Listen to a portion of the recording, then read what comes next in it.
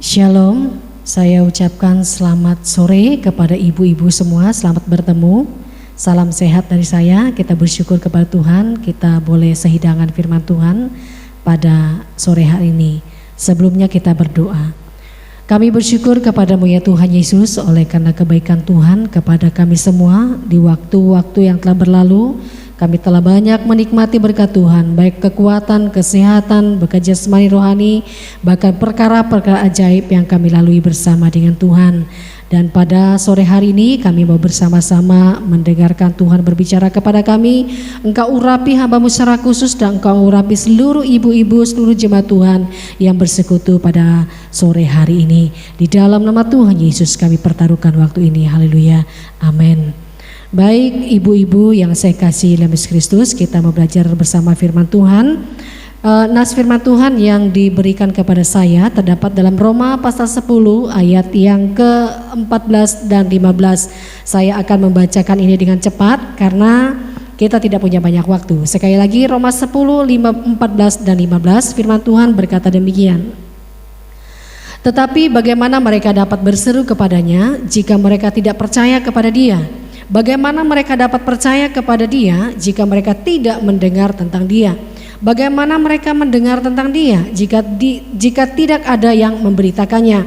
Dan bagaimana mereka dapat memberitakannya jika mereka tidak diutus? Seperti ada tertulis, betapa indahnya kedatangan mereka yang membawa kabar baik. Nah ibu-ibu yang saya kasih dalam Kristus, fokus kita pada malam hari ini ayat yang ke-15 terakhir, yaitu betapa indahnya kedatangan mereka yang membawa kabar baik. Nah kita mau belajar secara khusus tentang seorang pembawa damai. Siapakah mereka itu yang disebut dalam ayat yang ke-15 akhir? Dan dikatakan dalam bagian ini siapakah mereka? Mereka adalah orang-orang yang telah percaya kepada Tuhan Yesus. Siapa itu? Saya dan ibu-ibu sekalian. Nah kita mau melihat dalam bagian ini bahwa tema yang diberikan kepada kita, yang diberikan kepada saya, yaitu bertumbuh dalam pemberitaan Injil. Sekali lagi, bertumbuh dalam pemberitaan Injil.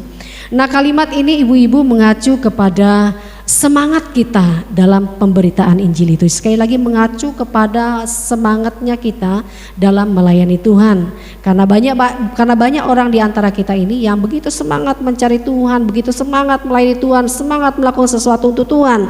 Tetapi mari ingat bahwa semuanya itu harus diimbangi dengan kebenaran diri kita.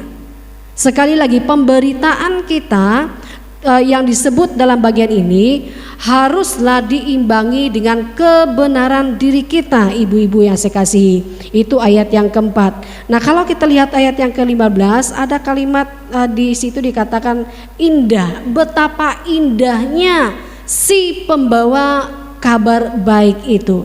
Nah apa yang dimaksud atau apa yang dikatakan oleh Paulus dalam bagian ini, atau maksud Paulus mengatakan itu pada bagian ini? Karena Paulus mengingat peristiwa di masa lalu.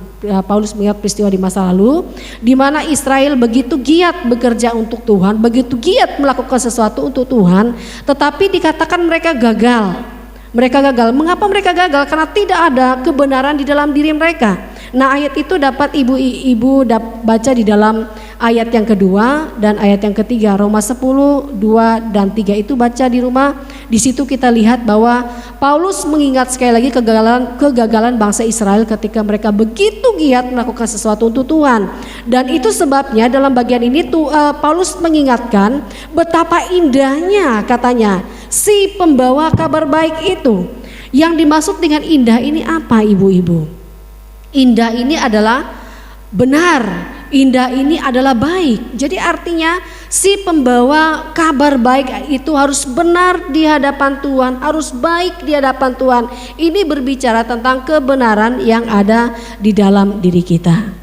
Nah ini sangat penting ibu-ibu, harus kita ingat, harus kita pahami bahwa ketika kita dibenarkan atau ketika kebenaran itu ada di dalam diri kita, itu akan mengubah pandangan kita, pemahaman kita, fokus kita tentang penginjilan itu atau pelayanan itu. Dan kita harus ingat juga bahwa di dalam pelayanan itu kita memang mempunyai tugas yang berbeda-beda. Kalau kita lihat di dalam ayat yang ke-14, Di situ kita lihat seperti ada rantai makanan ya. Kalau dalam kalau makhluk hidup kan ada rantai makanan. Dalam pelayanan juga seperti itu, ada rantai penginjilan. Masing-masing orang berada di tempatnya masing-masing sesuai dengan kemampuan, sesuai dengan keberadaannya dia.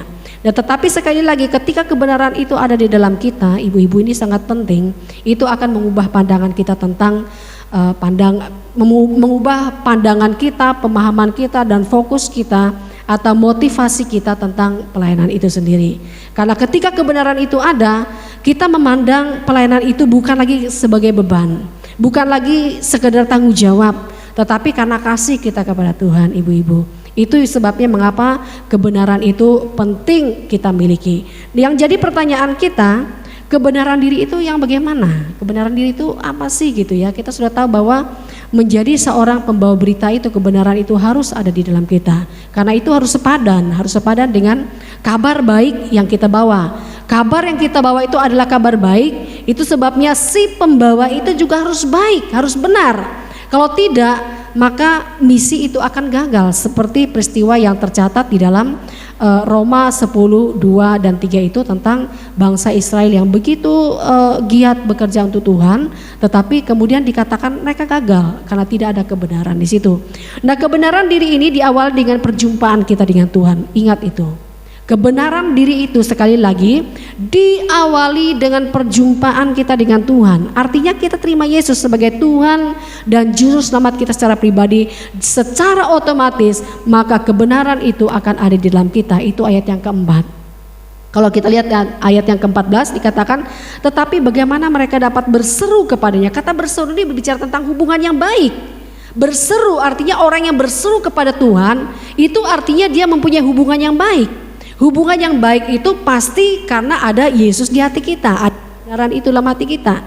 Karena kalau kita berseru tidak kenal orang, itu tidak masuk akal seperti itu ya. Jadi dalam bagian ini dikatakan bahwa kebenaran diri itu diawali dengan perjumpaan kita dengan Tuhan. Itu sebabnya ayat 14 dikatakan, tetapi bagaimana mereka dapat berseru, bagaimana mereka dapat memiliki hubungan yang baik, bagaimana mereka dapat memiliki hubungan yang intim dengan Tuhan kalau tidak ada kebenaran di dalam diri kita. Jadi ingat ibu-ibu, banyak orang terjebak dalam pelayanan.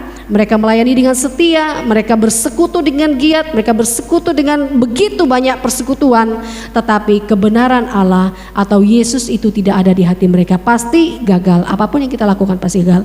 Kemudian yang kedua, kebenaran diri itu ini berbicara tentang ketaatan akan firman.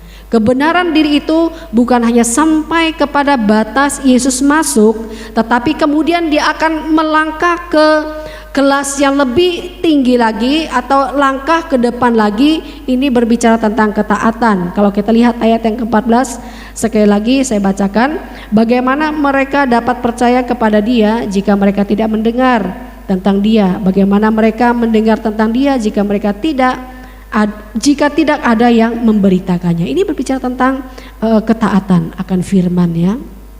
Mereka mau taat tetapi tidak mendengar gitu ya. Mereka mau taat, mereka tidak bisa taat karena tidak mendengar. Mereka tidak bisa taat karena mereka tidak tahu.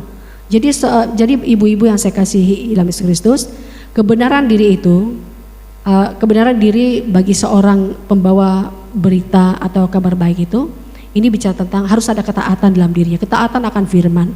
Bagaimana kita menyampaikan sesuatu kepada orang lain, tetapi firman itu tidak ada dalam diri kita, atau firman itu tidak hidup di dalam diri kita. Jadi pertama-tama memang firman itu harus hidup di dalam diri kita. Ini bicara tentang ketaatan kita akan firman itu. Kemudian yang ketiga, kebenaran diri ini harus disertai dengan kesetiaan sampai akhir. Ini yang terpenting. Jangan kita terima Yesus kemudian gagal di tengah jalan, atau kita taat barangkali kemudian kita gagal. Yang Tuhan mau kita sudah berjumpa dengan Tuhan, kemudian kita mentaati firman, dan semuanya itu kita jalani sampai akhir hidup kita. Percaya ibu-ibu, kita akan menjadi pembawa kabar baik yang indah di hadapan Tuhan. Indah artinya baik, indah artinya damai. Kita berdoa. Kami bersyukur kepadamu ya Tuhan Yesus oleh karena firman Tuhan yang begitu indah kami dengarkan pada malam hari ini. Kami sungguh menyadari kami sangat terbatas waktu untuk menyampaikannya, tapi kami percaya dengan sungguh bahwa Roh Kudus yang bekerja di hati kami akan terus bekerja di hati kami sehingga kami dapat memahami dan mempraktekkan melakukan firman ini dalam kehidupan kami sehari-hari. Di dalam nama Tuhan Yesus kami berdoa, mengucap syukur dan mengakhiri pemberitaan firman Tuhan. Haleluya. Amin.